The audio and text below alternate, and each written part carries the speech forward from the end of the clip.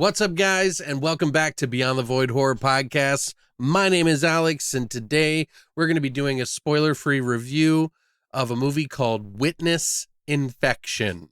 It's a horror comedy about zombies and sausage.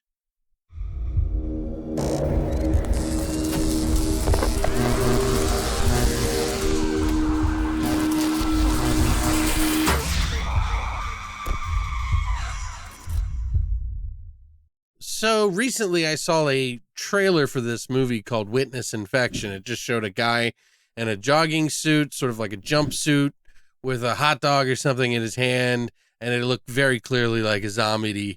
So I was curious to see what it would be like. I know everybody says they're done with zombies, but we always come back, don't we? So Witness Infection is a story about two mob families. Yes, Italian mob families living in Temecula, California, no less, basically not getting along.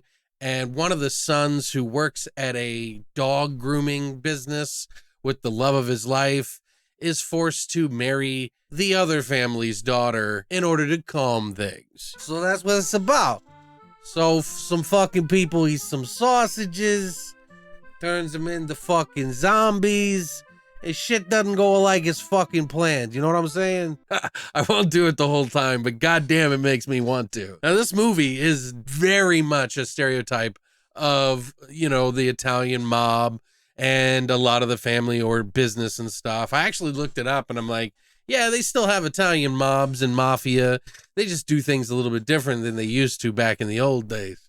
The old fucking days, one in the head. So this movie is directed by Andy Palmer, who did the Funhouse Massacre and Camp Coldbrook. I did see the Funhouse Massacre, and I don't remember being too fond of that one, but I think this one might be a step up. This movie is co-written by Carlos Lazraki, who has been in a ton of Reno 911. He's done a ton of voice acting in a lot of animated series like Rocko's Modern Life. He even wrote in it. He was even in Rugrats, but he's got a wide catalog of stuff that he has done. He even stars in this movie as the father of the main character. We also have co-writer Jill-Michele who is a stand-up comedian, actually. She's one of the first Latin women on Mad TV. She also was in Reno 911, and she's written a ton of shorts about zombies, so it's about time we see a feature. And she is also in this movie as well as one of the main stars. This movie also stars Robert Belushi. Yes, Jim Belushi's son. He was on Chicago PD, How I Met Your Mother. He was on that show quite a bit, actually.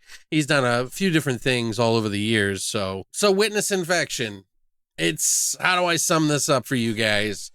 If you're into campy movies that are fully aware of themselves while being written, these are very tongue-in-cheek, silly, funny, campy, very campy, Mafia fights the fucking zombies kind of fucking film. You know what I'm saying? The conduit in which these zombies occur is based on some fucking delicious-ass sausage that turns everybody into fucking flesh-eating fucking mafia. You know what I mean? Forget about it. I'm trying, guys. Anyway, so when I popped in this movie, I wasn't really expecting too much, so I actually had quite a few laughs in the very, very beginning. This was actually pretty funny. A lot of the stereotypical stuff that you would see in a movie, a lot of the camaraderie between all the characters and the cast. It was really kind of funny and actually pretty well written. The comedy's actually not so bad in this movie. It does get a little worn after about, the second act. Like somewhere in the beginning of the second act, it starts to get its wear. And then it kind of slowly dwindles all the way down to the very end, which, to be fair, a lot of horror comedies do. A lot of the running gags that, you have throughout the whole thing, like farting zombies through the whole fucking movie, which is just silly as fuck. Now, I wouldn't say that this is going to be a movie for those who cannot understand what a campy movie is. If you are not into movies that are very obviously trying to take the piss out of a situation, then you are probably not going to enjoy this film. But for those people who enjoy that sort of campy, ridiculous sort of Mafia versus the zombies type behavior with an interesting sort of love story that's tied in between, then you might actually get into this. I didn't hate the movie by any means. I actually did have quite a few hearty laughs, much more like I said in the very beginning and a lot less towards the end. Now, why the movie's called Witness Infection? I mean, I think it's trying to make a joke off the whole gotta get witness protection in the Mafia because I don't want to get in trouble for this. And they're kind of playing off of that, but there is really no direct correlation to the witness protection in this movie whatsoever.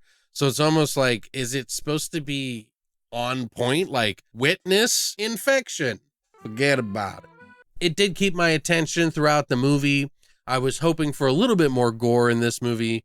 However, there is one scene in this movie that I was like, yeah! And that involves a head. That's all I'll say. For the most part, I think I enjoyed this. This is definitely above average in the campy film department. I think that there is a lot of people in this movie that kind of make up for it.